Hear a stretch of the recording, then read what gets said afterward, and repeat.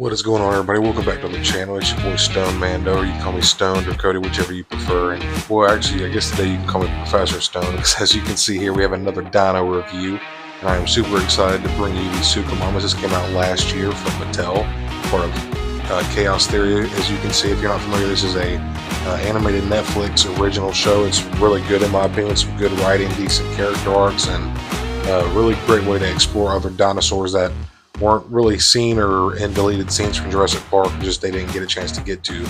Give you a quick look at the back of the box here.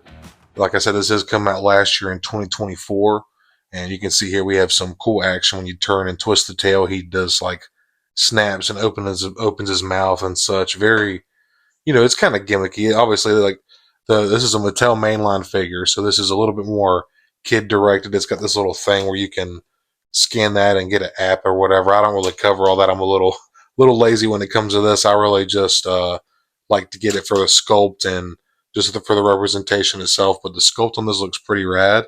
But let me get this clipped out the box and we'll take a closer look at the paint, patterning, and the sculpt, and just this really interesting looking creature here. And here's the Suchomimus out of the box, off the packaging, and on the turntable, so y'all can get a good look at it, 360 view. And y'all know I like to. This is one species that I didn't know a whole lot about, so y'all know me. I love to do my research. It's one of those fun parts about collecting, and just especially dinosaurs as well. But upon my research, I did figure out that its name is actually Latin and translates to crocodile actor, which is very interesting. Obviously, you can see how its skull looks here. It's very crocodilian looking, that very long snout, and it has almost like a hooked appearance here on the end. This was a pescivorous eater, so they likely had a diet of fish, eels, rays, and smaller aquatic animals and such like that. They are also in the genus of Spinosaurus, so they are very closely related to the Baryonyx and the Spinosaurus. So very interesting. And something else that I came across in my research that I was reading about that I thought was super interesting was that some paleontologists actually consider this to be this specific genus to be an African species of the Baryonyx. So I thought that was quite interesting as well.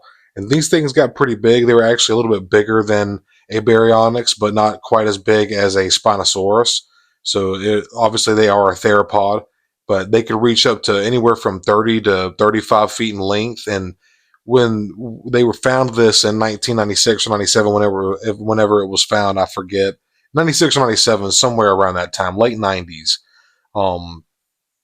It was that they didn't really have any idea of the age of the specimen they were working with, so we really don't know for sure if that was its maximum size or if that was like a smaller one or and whatnot. But this is something else that I thought was interesting. It was actually a dinosaur that was quite maybe even before the time of the T-Rex, at 125 to 110 million years ago, something like that, somewhere in that range. Y'all know I do the research and I absorb what I can. I like to think that I hit it somewhere near the points, but I'm definitely no professional. I'm just a dude that likes dinosaurs and Star Wars and Marvel and such. But this thing is absolutely awesome looking. You can see this really nice paint we have for this patterning. There's some nice like dark browns going down to the feet, and this like kind of like caramel brown color that hides underneath it. There's also a really nice yellow running along the bottom of the belly and the neck here. So that is pretty nice. And the feet on this, actually, sometimes they have to make the feet a lot bigger. It's just to make them be able to stand. But with this being a Mattel mainline, it's hollow and it's lighter. I actually like the size of the feet. They look a little bit smaller. Sometimes they kind of oversize. And I think they're kind of like trying to work on not making them so big, because it could look kind of funky, but if you look at the fossils for these animals, they did not have any some of them did, but they didn't have like huge feet in proportion to their legs or body. Like they were actually relatively small, believe it or not. But let me get this thing off the turntable. I want to take a closer look at the action features. It's got the little gimmicks it's got with the tail and the chomping action. Then we'll take a closer look at the paint, the sculpt, and just this, like I said already, this is just an absolutely fascinating and intimidating looking creature here. Just to run through the articulation, this is a Mattel mainline figure, so it's not a Hammond collection, with that being said. So there's not going to be articulation or hinges at the elbows or the wrists or the knees or the ankles or anything like that. But But that being said, it does have some articulation, so we will get a run through of that real quick. You can see here, it's kind of got some ratchet joints in here that you can kind of hear, but get that far back, that far forward. Same thing with this, you can get a pretty far back, not that far forward, but just enough for what you need. Single disc hinge ball joint for the shoulder here, so you can get that range, and it spins 360 degrees. There's also a cut here in the neck, so you can get, and then I'll just go ahead and go over so you can actually twist the tail. Pretty cool, right? And I think you can actually like go down. So when you hold it down, he just holds his mouth open. But then you get all those twists and he snaps, and pretty cool little gimmick. It's, you know, not a whole lot, but the one thing I don't like is how the feet just kind of like the paint. These are two separate pieces that were, you can see the seam line, and the paint just like, there's no gradient going from the feet here. It just goes straight from this like caramel brown straight to this dark brown. So that does look, it's a little off-putting, but from this side, they kind of tried to blend it a little bit. Then you see it on this side, on the inside. So then you try to pose it. They didn't even try to gradient, like do any kind of gradient on this side. I might even try to do that myself with some, like a wash or something, but then you just get that weird seam line, and that's just not natural. It wouldn't just be a straight line cut off at the feet like that. Not with all these intricate patterns going along the back here in the spine. But we'll get a closer look at the sculpt as well. And here's a close-up at the skull here, and you can see these awesome teeth we have here, and they're made of that softer plastic, as you can see here. So they're also all individually sculpted. So that kind of gives them a little bit of a sharper look. Got a nice little red eye with a little black pupil in there, very crocodilian looking. Not the red, obviously, with the pupil, you know. Have the pattern running down along his snout to his eye. Obviously, it runs down his neck here. And here's more patterning going down the tail. Tail is fixed. There is a point of articulation here, as you can see. Look at that, just from me turning it.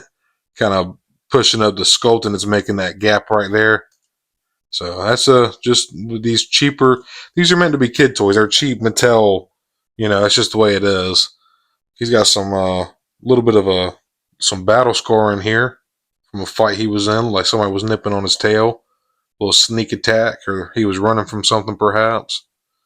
Got some nice wrinkles and even another piece of scar tissue right here on this. It's not painted, but the sculpt is there.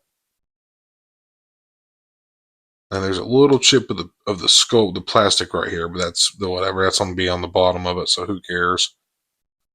More scarring right here on the tail. And I want to say he's even got some scarring here on the side of his eye right there. It's not pale. If you took some like light pink or something, or dark pink, and went over that to fill in those crevices, that would look really sick. Got more battle scarring right here. Here's that little piece where you can download the app and scan all that. I don't really know much about that. I'm just interested in the figure and the dinosaur itself. More battle scoring going down here on the tail. When the tail moves, you can see that hinge right here. Goes up to. It opens up the mouth. Very, very cool looking skull. There's like a nice gloss in there on the tongue to give it a wet look. Very, very cool. I like how the teeth look too. Very sharp looking. That's a mean looking profile right there, man. And you can totally see like why paleontologists suspect them to be more pescivorous eaters, because they have these long snouts so similar to crocodilians. This is great, and these like recurved teeth would be great for catching fish, honestly. And I love how it floods. It shuts so flushly. Here, let me push this back a little bit. The teeth, like, it shuts very well. Let me try to. It shuts very well. All the teeth line up. That's kind of like, imagine that coming after you in the water. And something else that I wanted to mention from earlier when I was doing my research.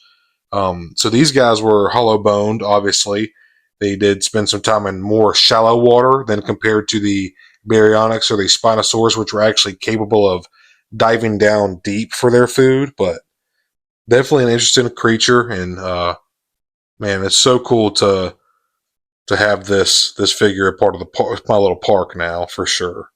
And here is my dino collection. Here you can see I have him, the Suchomimus here. Went ahead and threw him up on the shelf. Sorry, this is kind of a lazy side-by-side comparisons, but I was ready to just get him on the shelf, and he looks great with everybody else. Absolutely awesome. So I'll just give a little quick run through. We have the Tiger Striped Amber Collection Raptor. That is a statue from, I forget the brand, the company that it came from. That is a Dilophosaurus that my wife bought me. Right here is the Diplodocus. We have two Triceratops, the juvenile and the Mattel line Dino Trackers, a Triceraptor, Pachycephalosaurus. There's a Stegosaurus back there, also mainline Mattel. Here's a piece of the Mesozoic Mongolian Raptor. Very awesome. Here is the Giganotosaurus right here. Big boy right there too. Southern Lizard. Then getting right here we have the Therizinosaurus, the Allosaurus. Here is two Nanmu figures. The Jurassic Park 3 Raptors. Absolutely awesome. And then last but not least, one of my favorite dinosaurs, if not my favorite dinosaur of all time, among the Triceratops, the Carnotaurus. Well, y'all, that is all I have to say about the Suchomimus here. Absolutely awesome looking animal. Very menacing and imposing. Super happy to have him part of the park, or her, depending on my own hand cannon. But the patterning on this, the paint is really nice. Obviously, the lesser articulation, it just being a mainline Mattel and not a Hammond collection or Amber collection, of course. The cool, fun action figure features on here are also very cool. Some people might think it's gimmicky, but you don't have to use it. But it's there if you choose to do so, if you decide to play with it. I know I'd quite enjoy it, to be honest with you, and I don't normally go for stuff like that. But the sculpt on this is super clean. There's a lot of paint on it, to be honest with you. The teeth look awesome. Would have liked to see the teeth be a little bit more of an off-white or yellow. They're a little too white to my liking, but that's just me nitpicking. Like I said, this is an absolutely imposing and menacing looking animal, fascinating looking creature, and I enjoyed doing some research and learning about it. And I'm just having a lot of fun with these dinosaur reviews, man. I've kind of uncovered my love. If you've watched my dinosaur reviews, I've said this before. I was obsessed with the dinos as a kid, so kind of picking up these figures and stuff like that has kind of really helped uncover that underlying love and passion that I had for dinosaurs. I'm definitely no expert. I just enjoy researching them, and I just find them fascinating, very interesting. And I love animals in general. Reptiles and amphibians and such are no exception at all. So, but I'm going to go ahead and wrap it up here. If you enjoyed this review, I hope you did. Please leave a like and subscribe, and check out some other content. I do a lot of Star Wars, the Black Series, but I also cover Marvel Legends, DC Multiverse, NECA, whatever I find interesting, that I'm passionate about, that I find nostalgia for, and I want to help you empty out your wallet and maybe even get something cool on your shelf. I do also offer channel membership, so if you don't mind, maybe head on over to my main YouTube channel, my main page, and check that out if you're in a position to support. But it's not necessary at all, just by you watching, liking, commenting, subscribing. I'm more than grateful for that, and it means so much to me. And I'll also just shout out to all my current members of Clan Stone. I appreciate each one of you so very much. And yeah, like I said, I hope you enjoyed this review. If you did, like and subscribe. Hope you're having a great internet whenever you're watching this. And like I always say, may the force be with you.